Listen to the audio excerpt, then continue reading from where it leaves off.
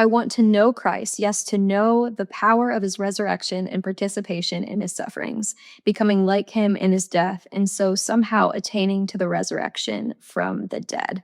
Before we jump in, let's give a little context on Philippians. It was written around 60 to 62 AD while Paul was most likely imprisoned in either Rome or Ephesus.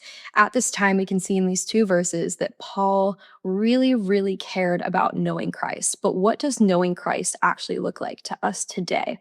So, this word used in verse 10 is actually a Greek word called gnoski. And what this means is not just knowledge in our English context, but actually it means an intimate or deep knowledge of something, dependent on a relationship. In this case, it would be dependent on a relationship with God. Paul didn't want to just know of God, he wanted to know God intimately, sharing in his sufferings to fully experience what Christ experienced. Here's an example that might help put this in context.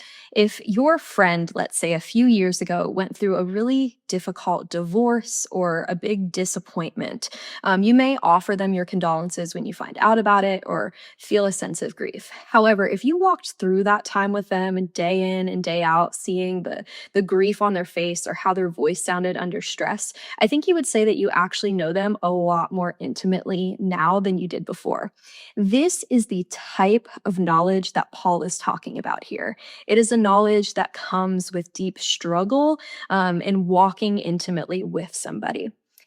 Paul was imprisoned at this time because he knew Christ intimately. And so the promise of the resurrection to come would have been really encouraging to both him and followers in Philippi that were facing persecution. And so today, take a moment to ask yourself, do I just know of Christ from the pages of the Bible or from, let's say, a friend or a parent, or do I know him intimately? Have I struggled like he has struggled? Have I experienced the pain that he experienced? Take heart today and know that your freedom is found ultimately in knowing Christ and being in relationship with him.